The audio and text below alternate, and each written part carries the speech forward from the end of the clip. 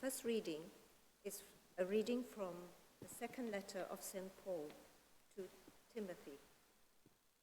From Paul, appointed by God to be an apostle of Christ Jesus in his design to promise life in Jesus, to Timothy, dear child of mine, wishing you grace, mercy, and peace from God the Father and from Jesus Christ our Lord. Night and day I thank God, keeping my conscience clear and remembering my duty to him as my ancestors did. And always I remember you in my prayers. I remember your tears and long to see you again to complete my happiness. Then I'm reminded of the sincere faith which you have. It came first to live in your grandmother Louise and your mother Eunice, and I have no doubt that it is the same faith in you as well. That is why I am reminding you now to fan into a flame the gift that God gave you when I laid my hands on you.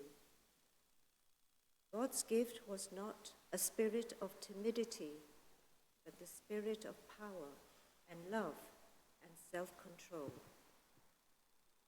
So you are never to be ashamed of witnessing to the Lord, or ashamed of me for being his prisoner.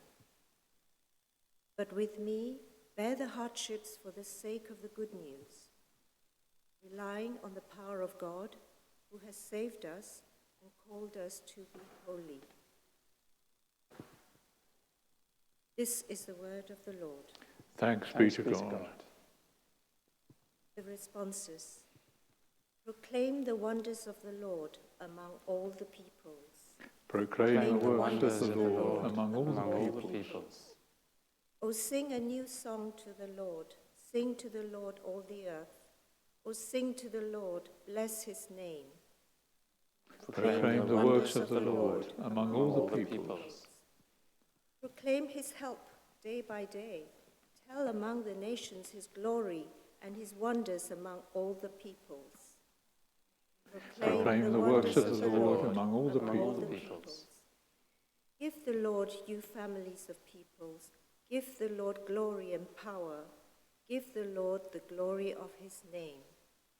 Proclaim the works of the Lord among all the peoples. Proclaim to the nations, God is king. The world be made firm in its place. He will judge the peoples in fairness. Proclaim the works of the Lord among all the peoples. Let us stand for the gospel. Alleluia, alleluia. The Lord has sent me to bring the good news to the poor, to proclaim liberty to captives. Alleluia. Alleluia.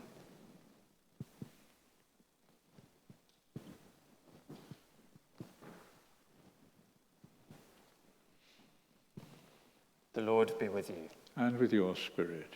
A reading from the Holy Gospel according to Luke. Glory to you, Lord. The Lord appointed 72 others and sent them out ahead of him in pairs to all the towns and places he himself was to visit. He said to them, "The harvest is rich, but the laborers are few. So ask the Lord of the harvest to send laborers to his harvest. Start off now, but remember, I am sending you out like lambs among wolves. Carry no purse, no haversack, no sandals. Salute no one on the road. Whatever house you go into, let your first words be, 'Peace to this house.' And if a man of peace lives there, your peace will go and rest on him. If not, it will come back to you. Stay in the same house, taking what food and drink they have to offer, for the laborer deserves his wages. Do not move from house to house. Whenever you go into a town where they make you welcome, eat what is set before you. Cure those in it who are sick, and say, 'The kingdom of God is very near to you.'" The Gospel of the Lord. Praise to you, Lord Jesus Christ.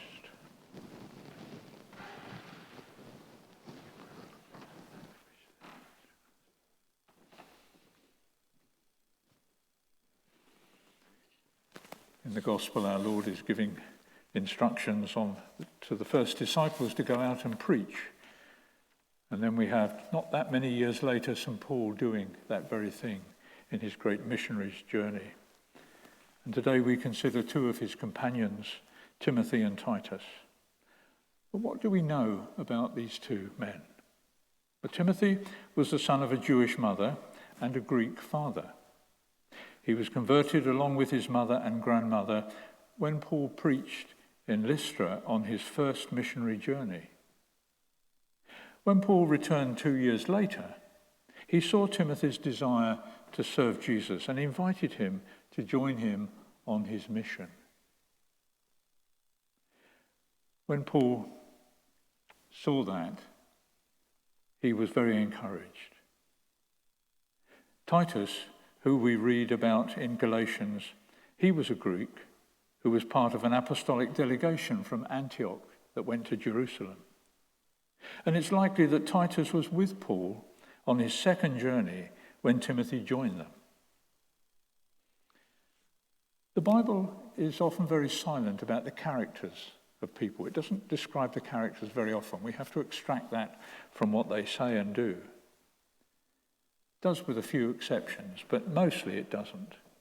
Take Paul as an example. Although there is a famous description of him as a man with being of short stature, broad, and with a very large nose, that's about all we know. But we can only speculate on these. Paul is a good example. He comes across as being rather stern. He was clearly one to speak his mind. You remember he had a very sharp exchange with Barnabas and was not the slightest bit afraid of telling Sir Peter what he thought. Personality, unapproachable and harsh. And yet today's reading from Timothy dispels that image and sheds a different light on him. In it, we come in touch with a kind and affectionate man who loved others dearly. St. Paul had a deep humanity and adopted a fatherly approach towards his young workers he was in charge of. He addressed Timothy in today's reading as, "Dear child of mine," and went on to say, "And I long to see you again to complete my happiness." Both Timothy and Titus were Paul's constant companions, witnessing the dynamic birth and the turbulent growth of the early church, all those churches in Philippi, Thessalonica, Corinth, and Ephesus. From the letters Paul wrote to them, we can see that they grew into mature leaders in the Christian communities. To Titus, Paul entrusted the fledgling church of Crete, and to Timothy, the difficult task of bringing into line those influenced by the heresies going on in Ephesus. Christian teaching on leadership is very important, and it's vital that those who serve God's people have the right character. We tend to think of bishops and priests as our leaders, and of course this is so, but many are called to positions of leadership. Parents are Christian leaders and are indeed called to serve their families, as Christ serves his church. Teachers and public servants and those who serve the parish are all called to be witnesses of Christian leadership. Paul outlines to Titus the qualities he is looking for in a leader. And if we took his requirements seriously, very few of us would want to become leaders. The reason the call is so demanding is because it is a call to live in the power of the Holy Spirit. Let us fan our flames of baptism and other gifts that we've been given into a fire to live in the power of the Spirit.